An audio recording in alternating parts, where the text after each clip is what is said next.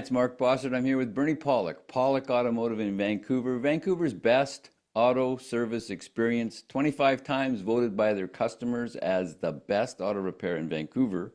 And we are talking electric cars. How you doing, Bernie? Doing very well. So today's victim is a 2011 Nissan Leaf. What was going on with this vehicle?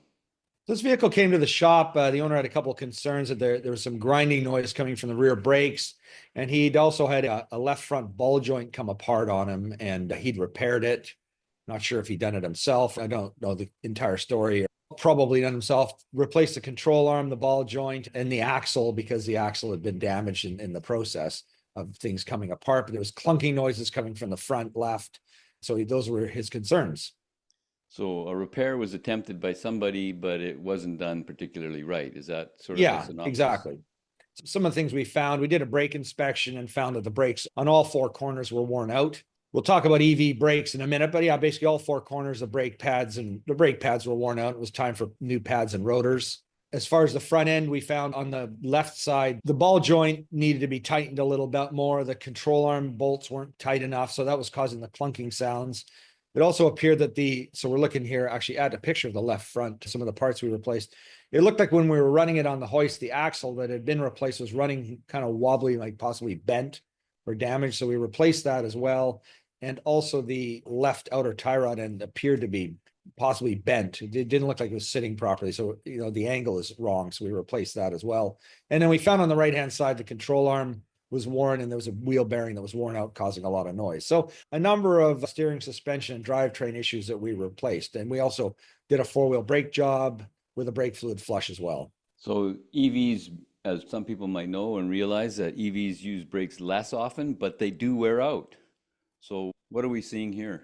Yeah, so they do. I'll just before I explain this, EVs are, they're very gentle on brakes because they use the EV motor to slow the vehicle down, to generate electricity to recharge the battery. It's a great system and it saves your brakes. But interestingly enough, this vehicle only had 112,000 kilometers. So it wasn't like it's 300. So, 112,000 Ks is not crazy. Like a lot of cars with standards would have much thicker brakes than this at that kind of mileage. Anyways, so what we're looking at here, this is a front brakes. And I've basically taken the two brake pads from one side, put them in a vise to just compare the two pads. And you can see that one pad, the pad material is that sort of layer. Maybe you can go over it with your marker. Right in here.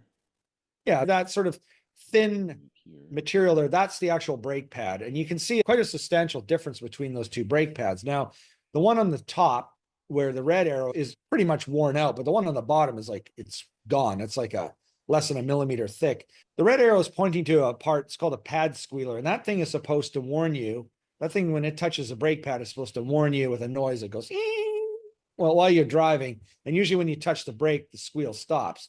But as you can see, it's not really a perfect system because one brake pad is already worn far more than the other one. And the squealer hasn't even warned you that the pads are worn out yet. So that's just an example. To me, these squealers they put on brakes sometimes are really not that useful. This is the rear brake, and you can see the same situation. The pad with the squealer, the red arrow is pointing to the squealer. It's got, still a bit of material on it. And the pad above it, where the yellow arrow is pointing, there's basically no material left at all. The camera didn't quite pick it up. The brake pad that's left is about thin of a sheet of paper.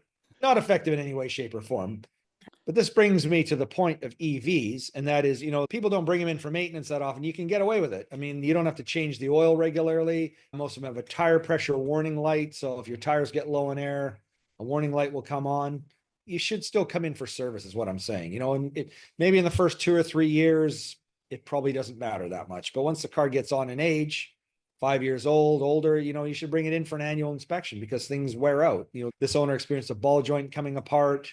There's a noisy wheel bearing. The brakes were worn out. And, the brakes had probably never been serviced. And had they been serviced, maybe every 2, 3 years, which involves taking it apart, cleaning and lubricating everything, the brakes may well have lasted a lot longer. They probably would have. So the message here, it's an EV. Yeah, you don't need oil changes, but you still need service and inspections. And I guess part of that, the function of that is that an EV is significantly heavier than normally an ICE vehicle. And so it's harder on suspension, tires, and brakes in some ways. It is absolutely. Yeah. Definitely much harder on tires because you got a lot more weight on the ground.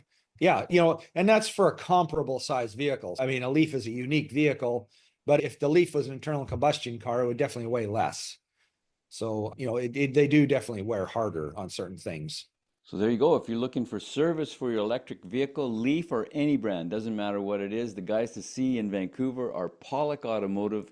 You can book online at their website, pawlikautomotive.com. There's also a plethora, over 1,000 videos on there of repairs of all makes and models of cars over the last 13 years we've been doing this. You can book right there for your appointment, or you can give them a call at 604-327-7112 to book. You have to book ahead. They're always busy. Pawlik Automotive in Vancouver, BC, Canada. Thanks so much for watching and listening. And as always, thank you, Bernie. Thank you, Mark. And thank you for watching. We appreciate it.